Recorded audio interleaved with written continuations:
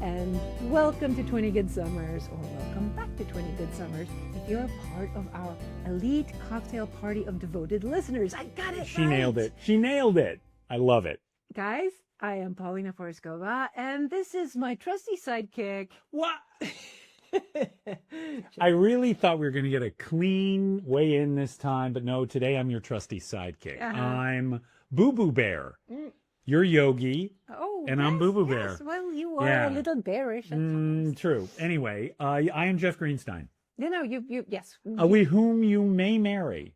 Whom I may marry in 2 weeks, provided it doesn't fuck it up. I might. You never know. And we, by the way, for those of you who are not watching this on YouTube, we are surrounded by chaos.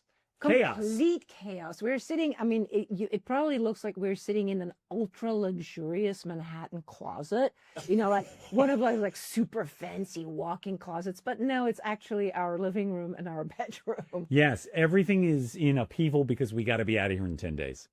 Yep. And so we are moving, and we are also simultaneously packing for our wedding in Italy and premiering my movie in the Czech Republic, and then sort of a toned down honeymoon all over small islands in Greece, and then and then going to Sweden, because why not? Exactly. It's all kind of open-ended and improvisational, which is something it turns out, do quite well. Well, we do it quite well when we have a firm home base. This will be the first time, possibly in my life, possibly in your life, where we're actually taking off from my home, from the home we've shared together for a couple of years. And we have no home to really head back to. Yeah, we have no New York base of operations to return to. And so we find ourselves sort of padding the outbound leg for as long as possible, because we don't have anything to return to. Why not? Sure, people we love, and Ludwig, our dog. Ludwig the dog. We do have to. He's right there. Yeah. He's right there. He's down. You can't really see him, but he's there. But yes, someone's got to look after that creature. Yep, and it will be my kind son. That's Oliver. Right. So last episode was number 20, and it was called Why Get Married? And we didn't really make a big deal about how it was the 20th episode of 20 Good Summers.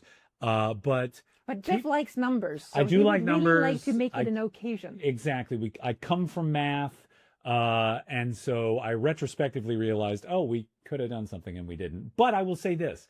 People really responded to that episode, and thank you, everybody who watched it and took time to write to us and comment and so forth. It was really exciting.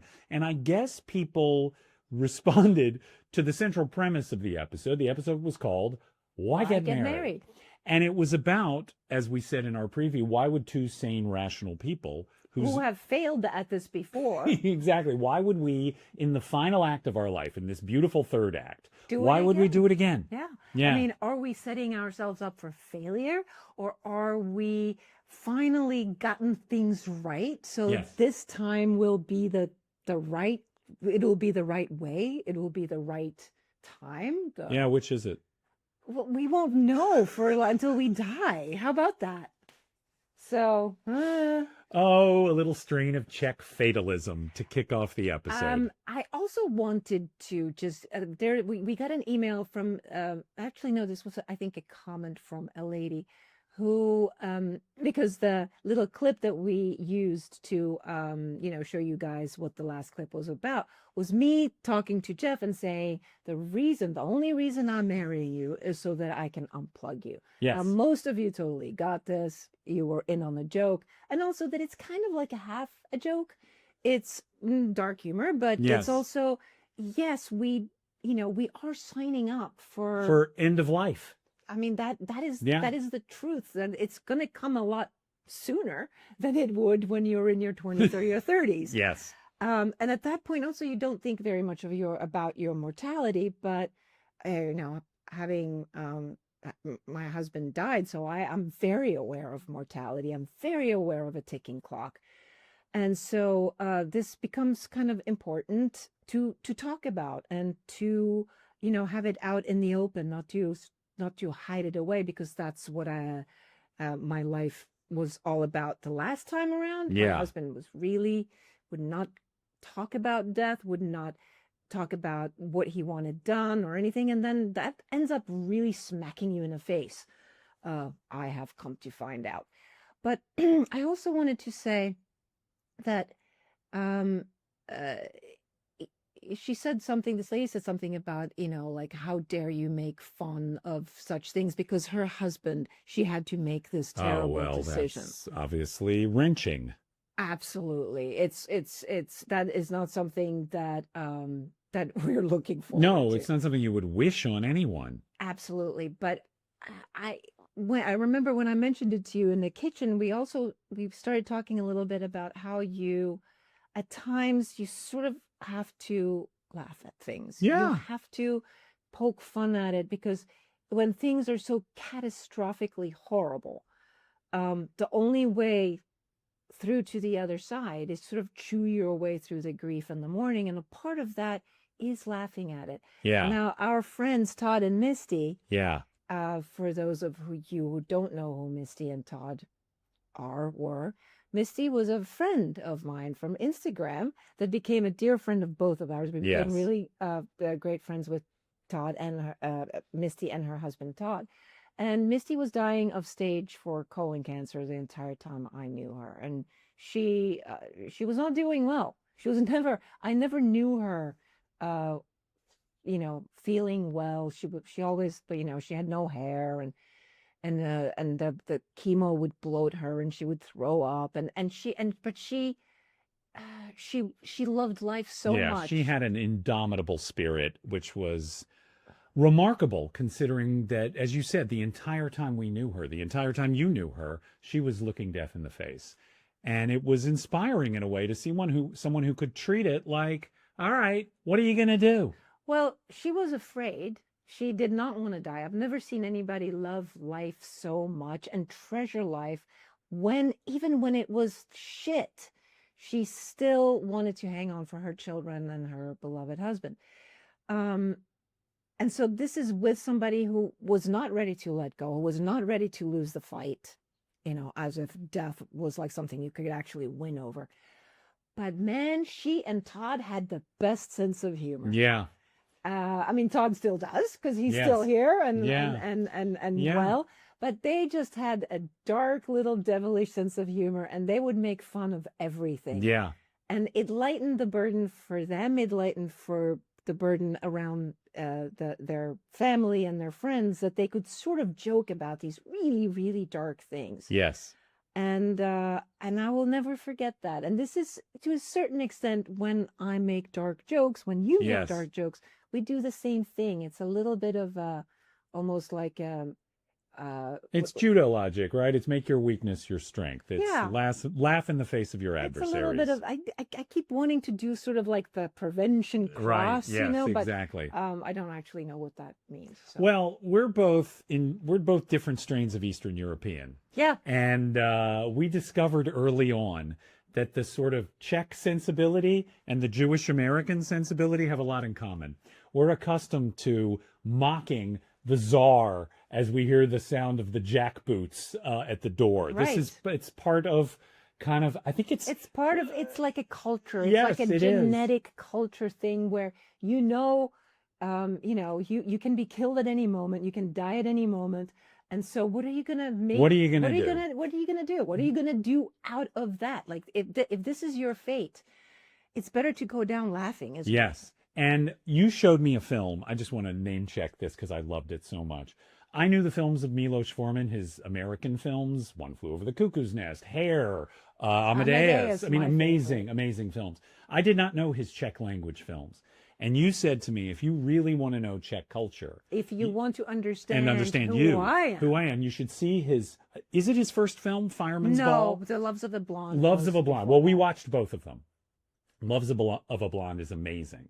Fireman's Ball is such a beautifully anarchic, Dadaist, dark, human comedy in the spirit of Chaplin, I think, or Buster Keaton. It is so beautiful. And the sensibility was so, like, cozy to me. Close to home. Yes, very much so. So all of which is to say that we're always going to try and find the laughter in the darkness. We're always going to try. It's going to, we've been through some dark times, each of us. And it is difficult to summon up laughter in those cases. Sometimes you gotta cry. Yeah. But sometimes you gotta laugh. And I'm really sorry if the laughter part offends you because you're going through something similar and you're not in the mood to laugh. And I get it. So, and also if you're grieving and if you're mourning, you have a carte blanche. You can do whatever the fuck you want. You can feel any way you want, and you got to do whatever you got to do. But for the rest of you, it's just know that that's sort of, it's your sensibility. It's my sensibility. And if you don't like it, I might not be the friend for you. Right. Okay. Now, can I address a listener question before we move on to topic A? Of course. I'm curious. This was a very important and trenchant question. I know where you're going. I'm so excited about this. Do you want to roll this out or should I roll it out? I think you were the one who read the email. Jeff, this is a question from one of our devoted listeners. Yes. They like our program. They like the podcast, and they would like to know what Jeff's skincare program is because he's got such good skin. Okay. This is very funny to me that anyone would ever ask me a question about personal grooming or skincare. That's very funny to me. We have talked about balding on this show and the decision to shave one's head rather than resort to various chemical products or wigs. I've already addressed that. I've addressed varicose veins, right? Yes, yeah. Then we were talking about vanity. We were talking about vanity and all so forth. sorts of, But I have not shared my incredibly specific and complicated skincare regimen. Yeah, I mean, with you guys. It really, I mean, it's not one that's easy to follow. Okay, but just take notes. Guys, go get a pen and pad. We'll take a beat. Okay, you've had a beat. Come back. Write this down. Here are the two things that I do. One is I sweat a lot. I mean, like, he's a master sweater. Oh, sweater. What? You're kind of a sweater, too. You're a sweater and a sweater. I'm a sweater and a sweater. Yes. Okay. He's furry enough to be a sweater for me. I'm a large 6'7" lumbering behemoth with a shiny head. It's probably shiny, right? See, guys? Look at it. Pick up the shine. I am shiny all the time. Okay. I drink a lot of water, particularly ice water because I'm a Southerner and I can't have anything without ice in it. I sweat a lot. In terms of the skincare products that I place upon my delicate skin, well, for the first 58 years of my life, Ivory soap. Darling, it's not the Ivory soap. Everybody uses, and their grandmother uses Ivory soap. It's the fact that you never saw sunlight. That's the other thing. I never went out in the sun. Why? Self-loathing. I can't stand my body. It was hideous and untoward. By the time I finally lost the weight, chest hair was forbidden. So, like, I never went out on the beach and, like, walked around with my shirt off or, like, lay out by the pool to tan. So as a result, this alabaster complexion has been perfectly preserved. And at age 62, I look like I could be 61. Maybe even 51. Oh, you're very nice. So that's it, guys. I hope you took notes. That's my skincare regimen. Stay out of the sun, sweat, and Ivory soap.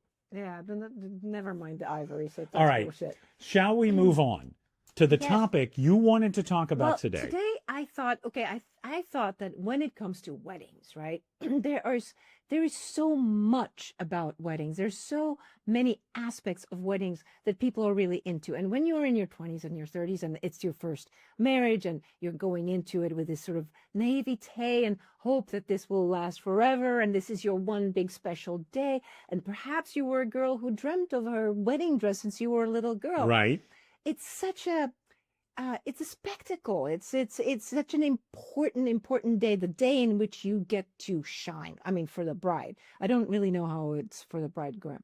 And so there's so much surrounding it. And I feel like we answered the questions in our last episode of why get married at 60. And I wanted to take this time in this episode, this last one of season 1, before we take our little summer break to go off on our wedding adventure. Yes. To talk about the other sides of wedding festivities. How did we decide where to get married? Um, What's how the ceremony going to be? how Yeah. do we see weddings now? Yeah. Are we doing um or and also, given that I was married, you were married, we were both quite young when we got married. I was 24, I think, and you were I was 27. 27. Um, and so,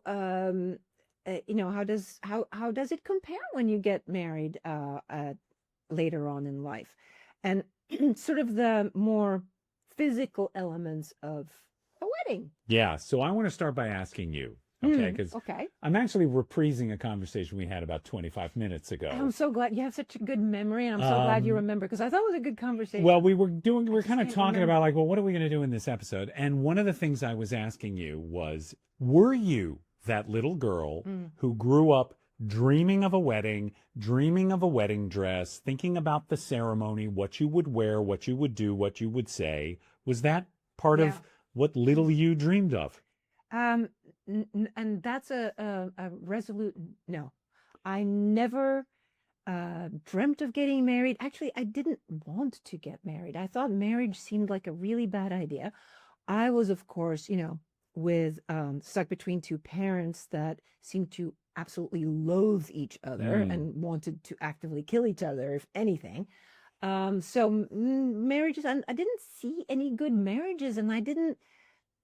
If I remember, like family weddings, they were just sort of these like these kind of boring dinners where everybody was really drunk and smoked a lot of cigarettes, and us the kids would get bored after a while and then like go and sleep on somebody's coat. So it was not But what at all about okay, but what inspiring. about popular culture? Like, did you get a like In a communist country, you couldn't get a wedding dress. You couldn't buy all the I know, stuff but I'm that talking about you in guys. movies and television We didn't shows or really, we novels? didn't really have I know, but those. the classical novel, the classical, the Jane Austen Well, novel, there's no pageantry in those books. Weddings were not. No, it's okay, like a small little country church where you like show okay, up but with that's your. very romantic. That's some pageantry. It's not about an enormous dress and a gigantic cake, but it is about the festival. The Well, what we were talking about in our last episode, it's like that promise that you will try to stay together forever in front of a group of your most important, yes. beloved people. It is that. But yeah, no, I just thought that was a really bad idea. So it just sounded like a bad party to you. It was just like a boring party with a lot of cigarettes So and you bad never liquor. fantasized about like big white dress, veil, what Never. kind of ring, No, and what then song might play. God, no, so much the opposite. In fact, by the time I was 15, I was in Paris and I was stuffed into polyester wedding I dress was going to after bring this polyester up. wedding This was dress. some of your first modeling work was My for bridal very magazines. first job was for Le Mariage in Paris. I was like maybe 15 years. I was 15 and like 2 months old. And there I am modeling all these like pretty ugly, cheap polyester wedding dresses.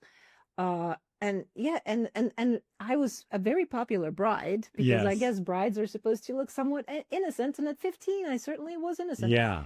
So, doing bridal magazines was definitely a big part of my work as a Yeah. model from like 15 to 17. I did a Wow. lot of bridal magazines and Do a lot you, of bridal dresses, and I hated them well, this all. is what I was going to say. If you were already had this sort of incipient cynicism about the institution of marriage and also about the pageantry of marriage, did this catalyze it? Did this sort of, It definitely helped me not to dream of any wedding dress that I would ever want to wear. was there any dress that you ever put on and went, wait a second, No, I look there was pretty? No. never a single dress. I also, because again, I was sort of in the junior league and I wasn't a big model. So I always got the shitty dresses. I didn't get the beautiful, like Vera Oh, Wang numbers. I always got the crap ones. Um, and so when I did actually eventually get married, despite thinking that I was never going to get married, I was 24. I'd been with my husband for 5 years. Um, and and I designed my own. hmm. I designed a wedding dress. I knew exactly what I wanted it to be. I wanted it to be like I wanted it to look like a wedding dress, but I wanted it to mostly look like you could see Audrey Hepburn in it and Funny Face or something. Sure. It was basically just a column of heavy white silk. I looked like a candle. It was Okay. just It's very, not a very bad plain. thing. Of course, I had a size 23 waist, so Okay. it was nice. It It's kind very of went narrow candle. very narrow candle, and a veil, and I had sort of I think a crystal headpiece that looked vaguely, Anna Karenina Russian or something, Yeah. because my mom reminded me, like, do not wear pearls for your wedding. Pearls Why? in Eastern Europe, pearls are tears. They signify tears, so do not So it's wear bad pearls. luck. It's bad luck to wear pearls. Wow. I've never heard that before. No, nor did I until my mom Did you wear mentioned it. any jewelry at all? No, that was it. Just Wow. the sort of like the crystal Yeah. crown, but then I had a veil with like tiny little rhinestones. Okay, let me in ask it. you this. I've seen pictures of you at that wedding, and you look stunning. Thank you. When you put on that dress, this is my wedding day. This is my wedding. Did you feel like the things that one is supposed to feel when one puts on that dress? All I remember is that I had to drink about a bottle of Pepto-Bismol. I was so nervous, and my stomach was upset from being so anxious, and I was really sweaty because we Yeah. got married in St. Bart's on a tropical island in August. I'll bet your skin looked Oh, I was amazing. glowing. And I did my own makeup, and Yeah. my girlfriend did my hair. Like, it was super basic. Yeah, and it was small. And yeah, my wedding was like 24 people. It was a really small wedding. Yeah. And I don't remember getting into the dress and feeling anything more than sort of a light panic, being sweaty, being kind of a little borderline uncomfortable. And then I remember walking down the aisle in this little church in Yeah. Gustavia in St. Bart's, and seeing my husband, and he was kind of also really sweaty and a little teary-eyed, and that's kind of when it hit me, like, oh fuck, I think I'm getting married. And I don't know that I don't know that I was particularly happy at any point during this until we said I do, and then it was like, Relief. oh, thank God it's over. Thank God it's over. Yeah, it felt like some sort of a strange kind of performance, and I felt like I wasn't inhabiting my body. I felt like I was somewhere else. Did a good party ensue? Yes, we had a lovely All right, party. there you go. Lovely A great party As soon as ensued. we were done with that wedding part, it was like, oh, cool, everything is fine. And then we sort of found the groove, but I don't think anybody noticed. Huh. This is like also looking back, and you know what? I don't think I've ever looked back at what I felt like walking down the aisle ever.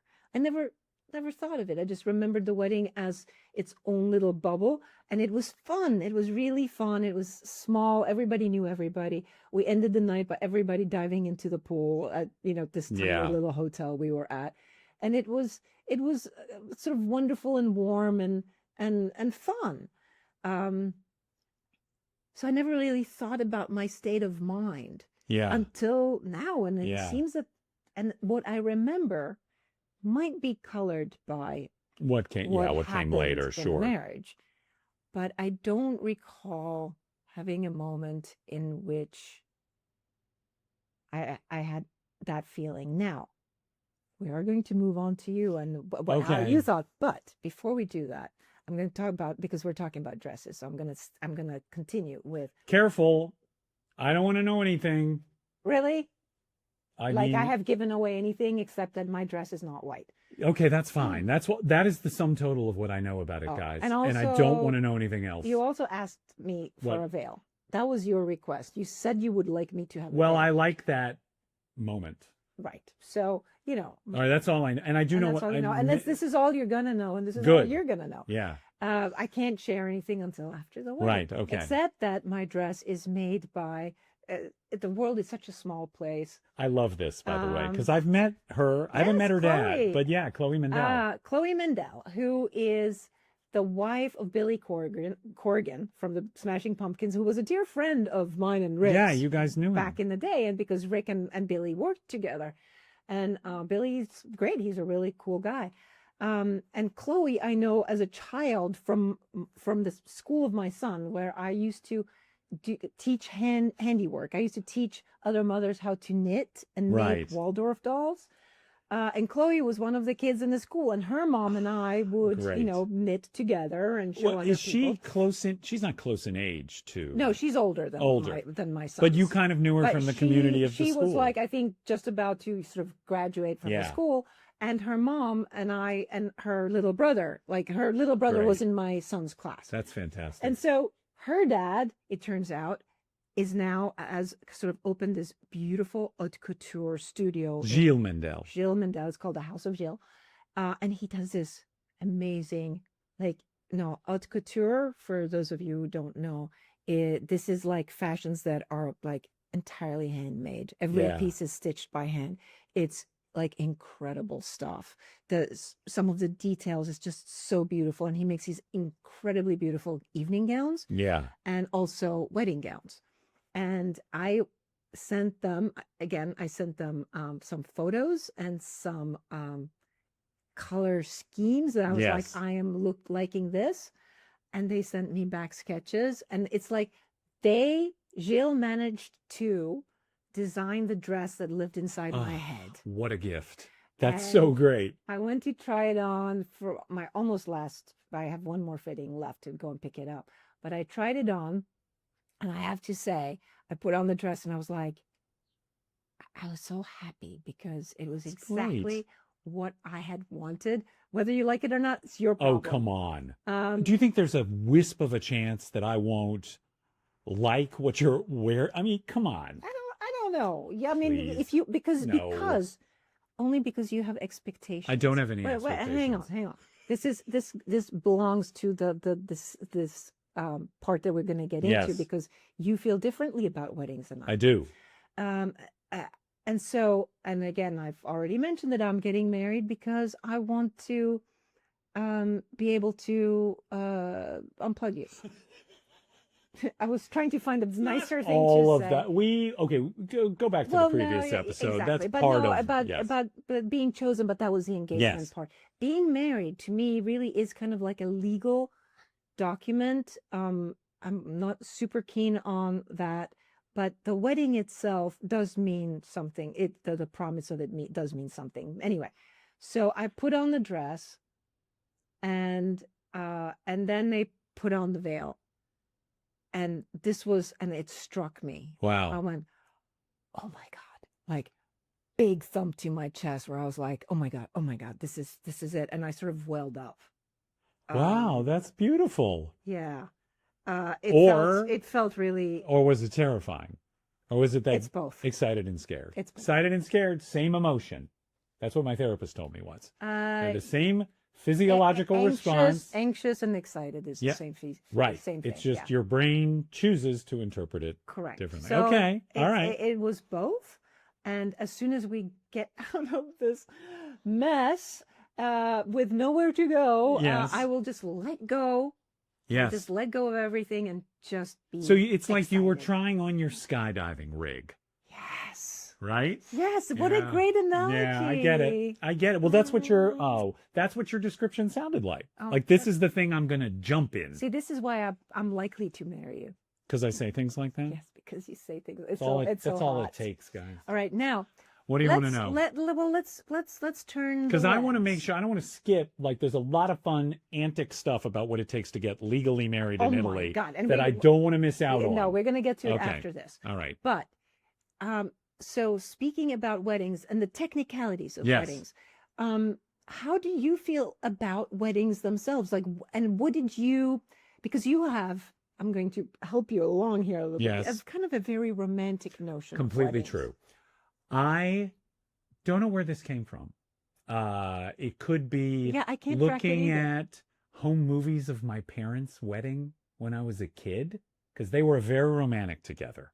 I have to say, you did yes. show me a video of your Yeah. parents getting married, because I cannot meet them. They're dead. Yeah. And your mom was so lovely. Yeah. And my dad was so handsome. Like the two of them, my mom has never looked lovelier. My dad looked like Jack Lemmon They at the did. time. They're so handsome and they're so dear. And they're younger than, let me think about this. think your My mom was mom like- was about your age. My dad was about my age, right? Oh, you mean like When they got married. 19, No, 20? she was like 22. Yeah, she looks like a baby. Yeah. And so perhaps this notion about the romance of weddings was born when I saw those home movies. By the way, guys, if you have 8mm movies sitting in a box at home, get them transferred. That's what I did because it's so nice to go back and relive that stuff.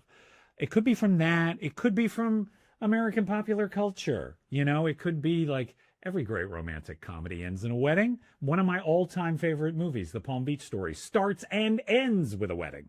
I mean, Sure.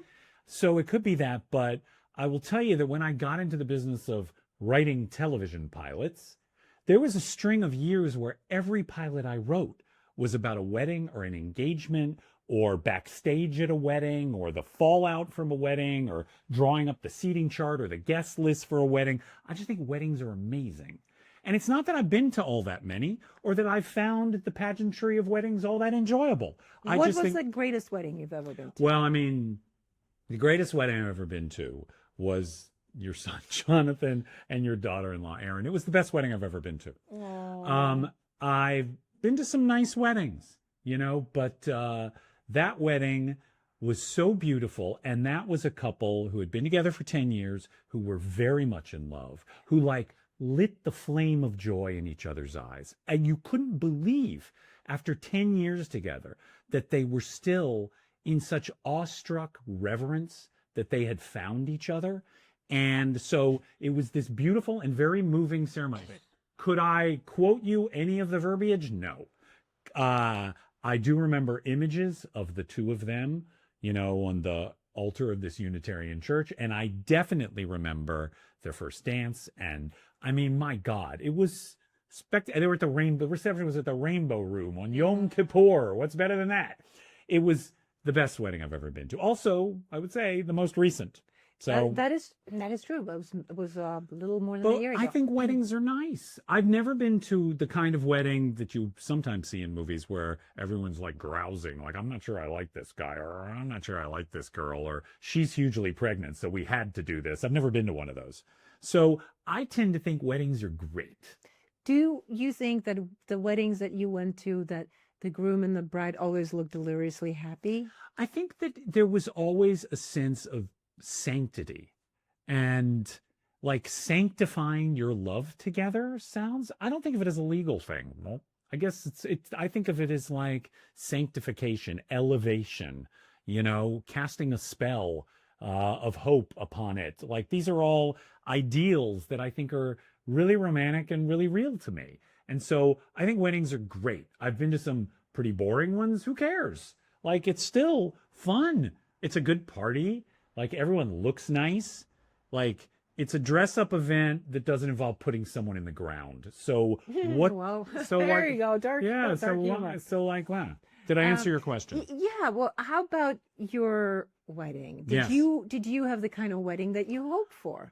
Well, you know. And what was important to you? Well, I had when you were I getting had a married? couple of things that were important to me. I wanted it to be outdoors. I wanted it to be by a body of water, and I wanted the music at the reception to be 40s and 50s rhythm and blues.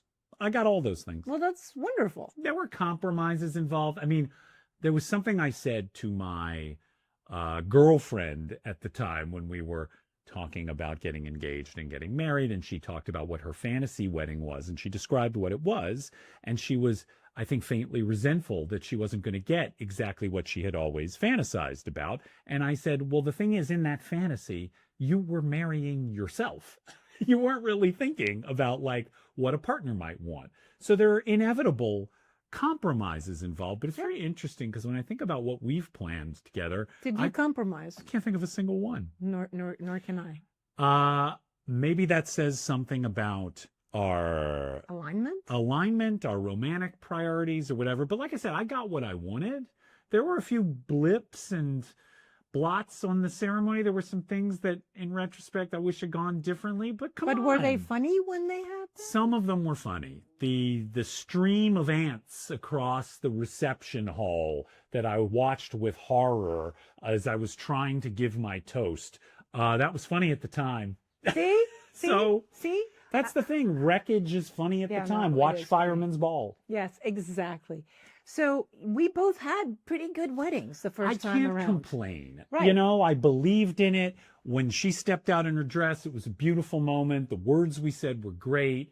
There was some crazy like antics that happened at the venue and so forth that were all like became like part of our mythology Mm. together. Like even when things go wrong, it's like, Well, I personally, after being to all of these family weddings, which actually I have to say, our family does great weddings.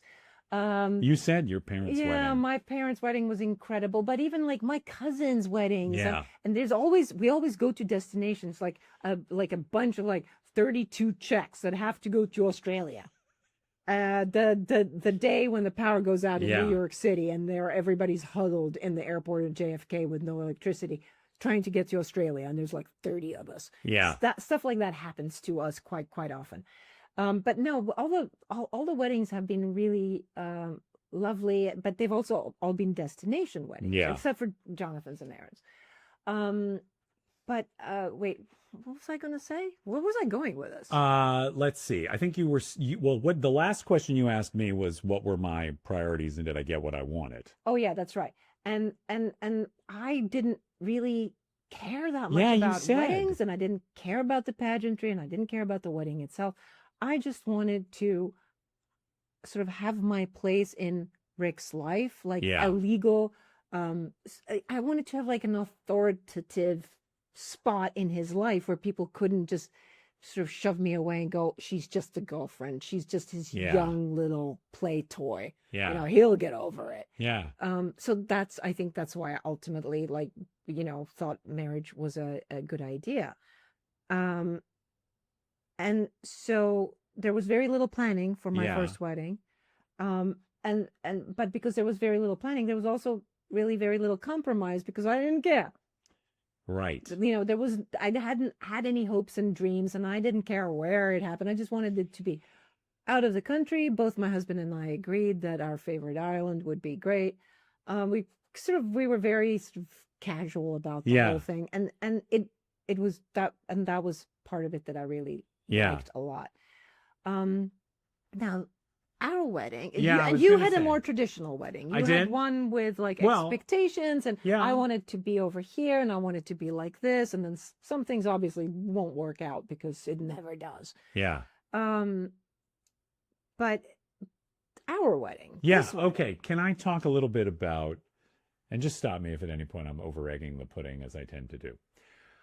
We talked about in the last episode how I proposed to you in this Czech town, Karlovy Vary, and how I didn't go into a lot of details about how that occurred, but upon getting engaged, we were at the end of this long stretch where we had been in the Czech Republic while you were shooting this movie, and we suddenly found ourselves with an open-ended stretch of time.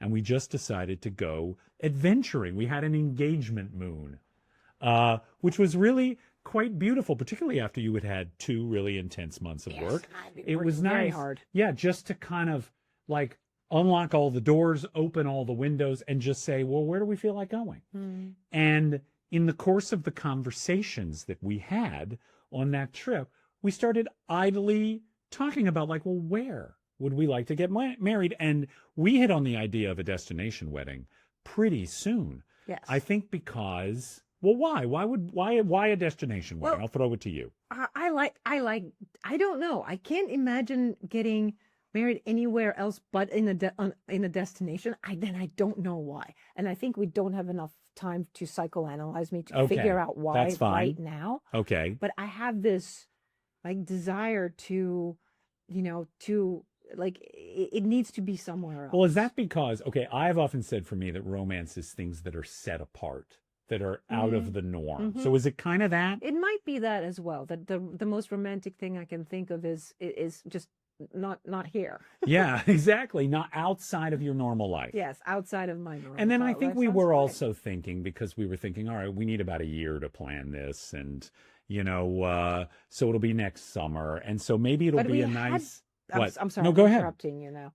No, We I was had- just going to say we had been to this place the year before, sort of on the Lark when we were going through Europe, and Yes. and I introduced this place to you because I had been there. Right. This as a particular part of the site in job. Italy that we're going to. Yeah, and so we knew how beautiful. And on this trip last year after on our engagement moon, I remember thinking, ooh, I wonder if because we're going in that direction, should we brush by this place again Yeah, and maybe just like sort of inquire, like, do they do weddings? right. And then as I suggested that maybe we go down towards the south and that place, and you said you were like, maybe that would be a good place. And I And I kind of like thought, snatched the idea right out of your yeah, mind. yeah. And I Yeah, hadn't even said anything. You just right. went, do you think? And I was like, Isn't that beautiful? So we immediately kind of, charted our course to this particular location and checked in with them. And as it turned out, yes, they hmm, do weddings, and they were. And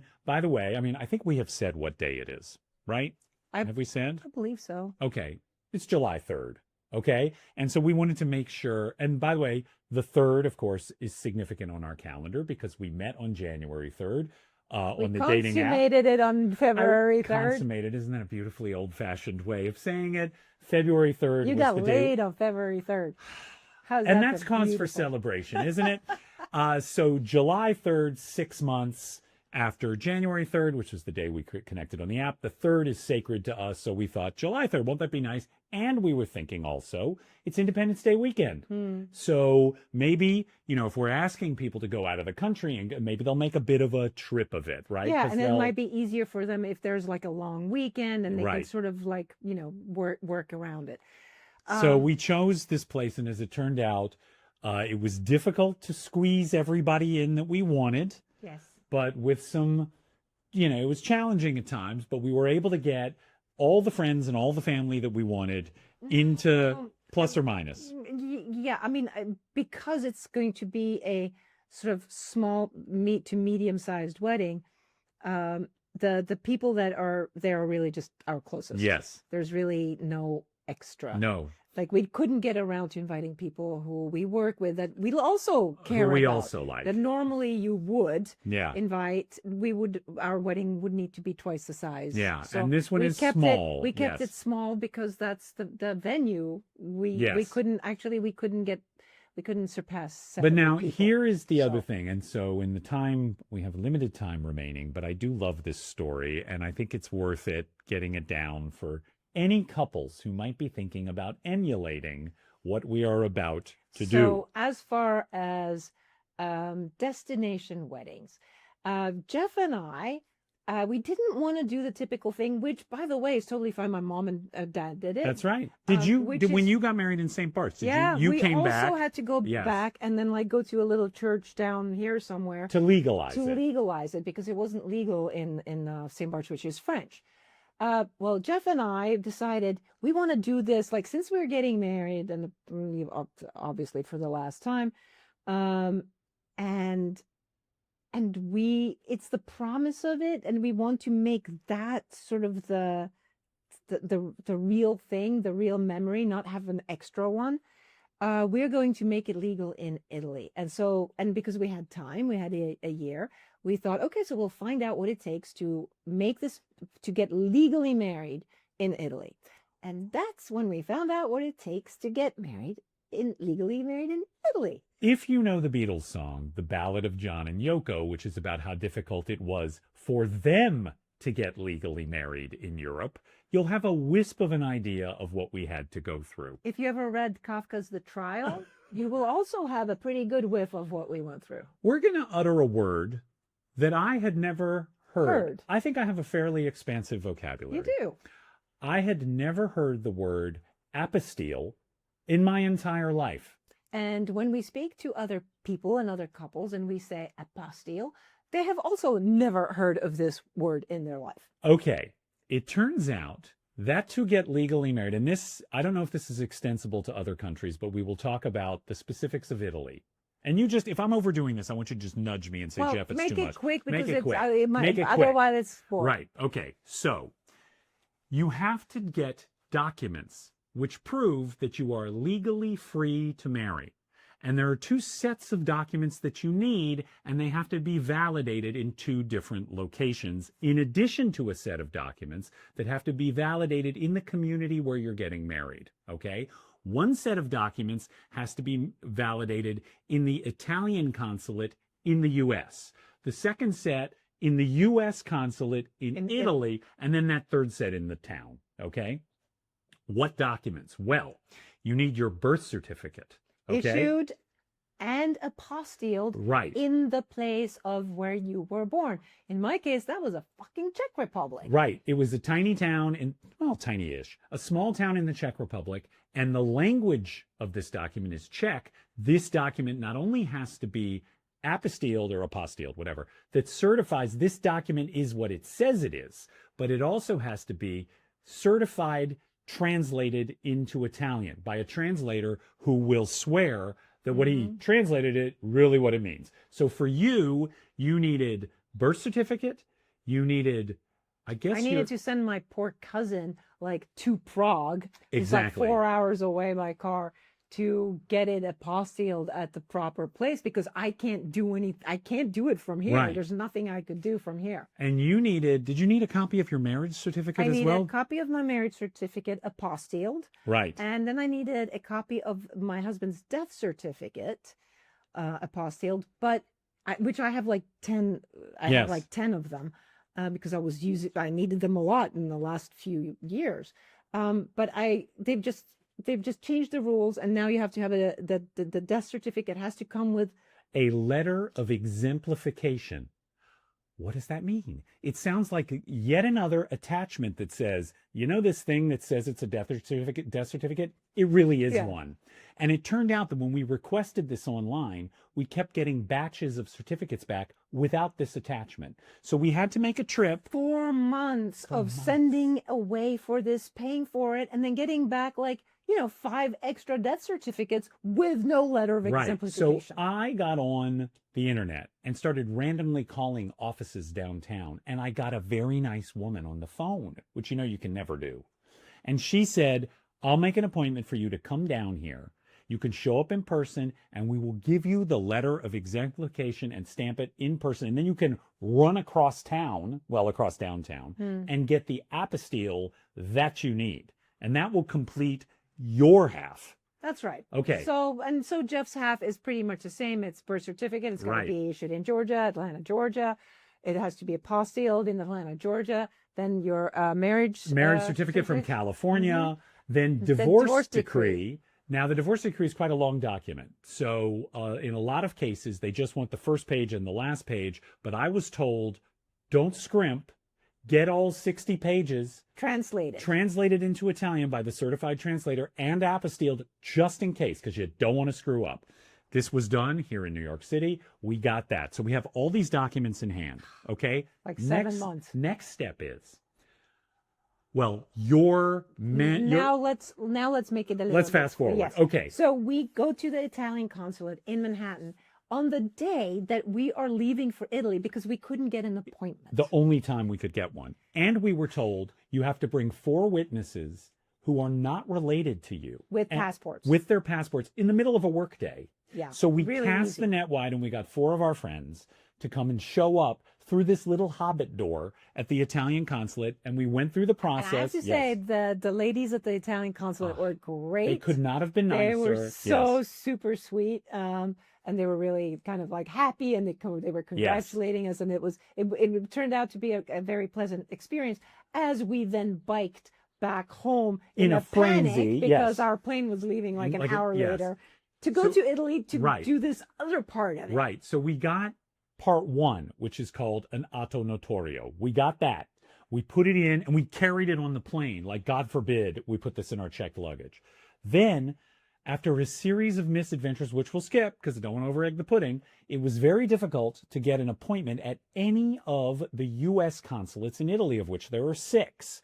We originally had one at the other end of Italy, but at the last minute, through frantic refreshing, I got one in Florence, which is not too far from Milan. Oh, it's only a 5-hour drive. Only a 5-hour drive. Which was a lot better than going to the opposite side of Italy where our original appointment was. So upon arriving in Italy, we detour through the town where we're getting married. We meet the woman who's marrying us. She attests that the documents we got in New York work. Great job. She takes a copy of them. Wonderful. We tell her we're on our way to Florence to get the second half, which is called a nulla osta. Okay? We show up at the U.S. consulate? Yeah, it's Yes, yeah, the U.S. it's the US consulate in Florence. Okay, we've routed our whole trip to Florence just to do this. Not Okay, not a bad place to be. not a by bad the place. way. Hey, Florence is amazing. We show up there. I have my computer in a bag over my shoulder because what I learned in the town is if you need to instantly send a PDF, that is a much easier way to do it. I show up and the very nice security guards, only one of whom speaks English, says, you can't bring that in here. You're going to have, we can't allow you to bring your We computer. also forgot to mention that Yes. it is pouring down rain. Pouring rain. Yes. We walked. We walked in, because yes. we made sure that we had enough time, and we had, you know, that there was a time set of our appointment. Right. So we knew that we had enough time to walk there, and we got there perfectly on time. But then suddenly you cannot bring the computer. Can you bring the computer You have to in? go 5 blocks away to like some luggage check storage place. I'm like, oh my God. I was like, we need to get this appointment. And it's like the appointment's at 10:30. We don't, blah, blah, blah. This is our last. We're supposed to go back to the United States the following day. This is our last day. Chance. Our last chance. This is the only appointment we could get. And at first, the security guards are they're very stone-faced. But I'm being kind of I'm putting on my Broadway self, trying to be super nice. And they softened and they said, okay, your fiance can go in first and she can do all her stuff. You wait out here and then you switch places and you can go in and do all your stuff. Yeah, well, she holds your computer now. Yes. So I went upstairs. I sat in whatever the consulate office where they, I guess, give out passports and visas and whatever. You know, behind like a glass partition was the room where all the people that worked there were. And they were having, you know, traditional Italian way, they were having breakfast. So they were just letting me sit there and watch them have breakfast for 45 minutes. Yep. While Jeff was standing and hiding his computer in the and rain. making with the guards. conversation with the guards. Yeah, Turns out one of them's a Seattle Seahawks fan. So we kind of bonded. And then we talked about, you know, football, aka soccer. They were and so sweet. And they were gave you, unbelievably They gave nice. you cookies. Cookies and candy. So I'm making friends with them. By the time I get back downstairs 45 minutes later, he's like best friends with the guards and they're super, super nice. But also, you know, once they finished having breakfast and took my papers, it was very quick. And they give me the papers and they say, oh, by the way, you need to go and have this notarized at this police station uptown. You better hurry up because they close like 5 minutes ago. And I was like, wait, what? So I run downstairs. I'm like, Jeff, hurry up. Go, do it. All the research we did, nothing about going to the prefettura in Florence. And so I rush in. I go through the paperwork, which happens very quickly, and the woman says the same thing to me. She says, you have to go to the prefettura across town. They closed 20 minutes ago, but go in there. Maybe they'll take care of you, you know, but the truth is you have to do this because my signature and my stamp are not good in any other town. That's right. So when we check our phones and see how long it's going to take us to get to this prefettura, it's raining and a taxi will take 40 minutes. And the place like literally already closed. But she was like, you can try it anyway. You know, Italy. So we hopped on bikes. We left out one other step. That's right. Not only do we have to run to the prefettura. We have to get 2 16-euro stamps that you purchase at a nearby tobacco shop. So again, a step we'd heard nothing about. Yeah. So we hightail it to the tobacco shop. I buy 2 of these stamps. We were smart because we had... I think, hey, you guys, if you go to Europe, this is a really good thing to do. Get the bike app for whatever city that you're going to, if you like to bike in a city, which we do. Get a bike app, like sign up for it, pay for it. So when you're in the city and if you need a bike, you're ready to go instead of like spending, 35 minutes trying to figure it out by a bike rack. So it's pouring down rain and we jumped on bikes and within like 20 minutes we had biked across all of town, Florence to the prefettura. Which was empty. And it's this brutalist gray building. It looked like a police station. Looks totally deserted. Antonioni movie. Right, from an Antonioni movie. Looks totally deserted. And of course it's deserted. Guys, it closed at 11 and at this point it's 11:45. But we're like, she said go in. And it was, the door was open. So we go in, we see 2 security guards.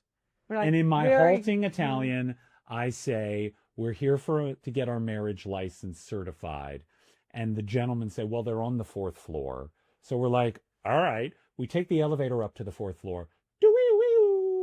It's completely deserted. We stick our heads in offices. We don't Well, see we're anybody. just walking down this long hallway, and there's these empty offices, office after office, and we're like, well, I guess we're kind of screwed now, and we'll be, Elvis in Vegas after all.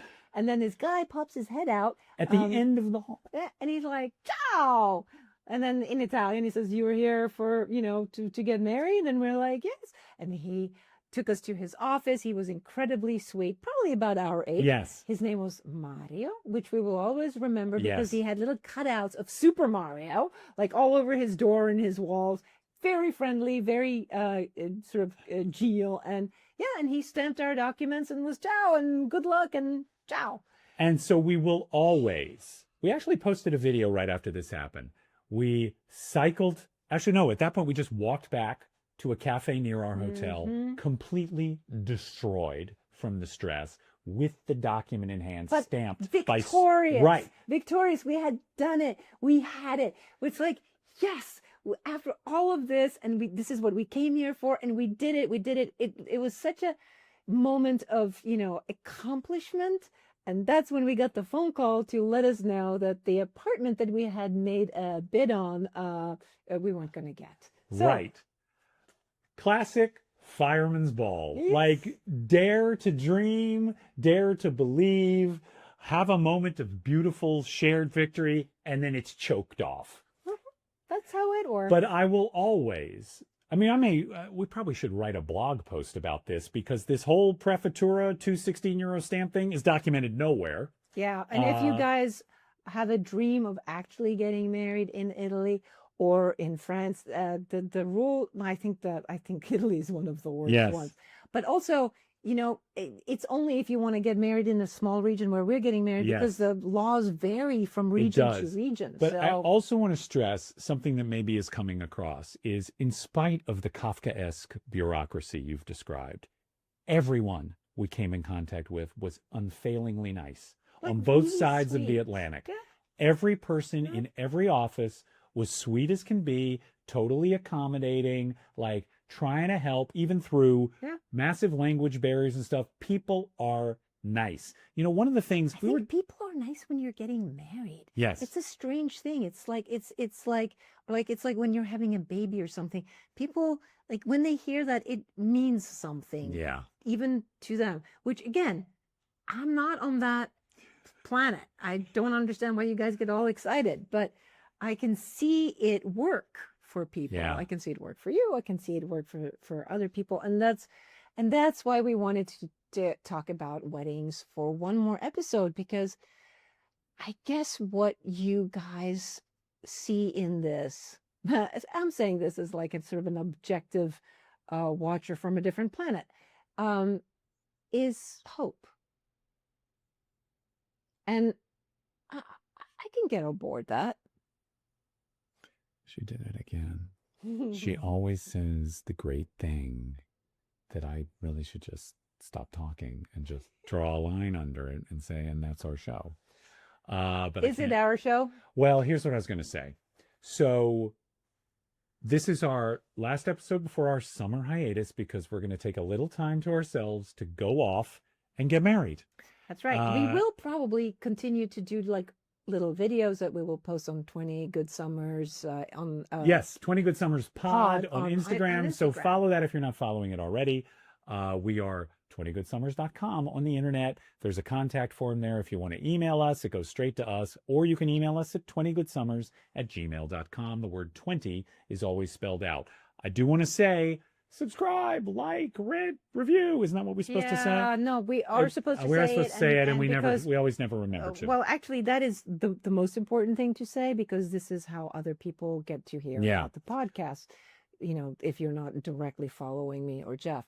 But it's been a really lovely 21 episodes with you and your letters. And I'm also going to try, if I can, in the middle of this mess, respond to all the emails that we got, even if it's a short one. Please forgive me if I don't reply at great length because I just don't have the time. But I want to let you know that all of your mail really means a lot to us. Some of Yes. you are sort of reaching out just like friends and just saying, "Hey, love the podcast," and that is, it's an honor. It's an honor that you guys are our elite cocktail party of devoted listeners. You did it twice. That's amazing.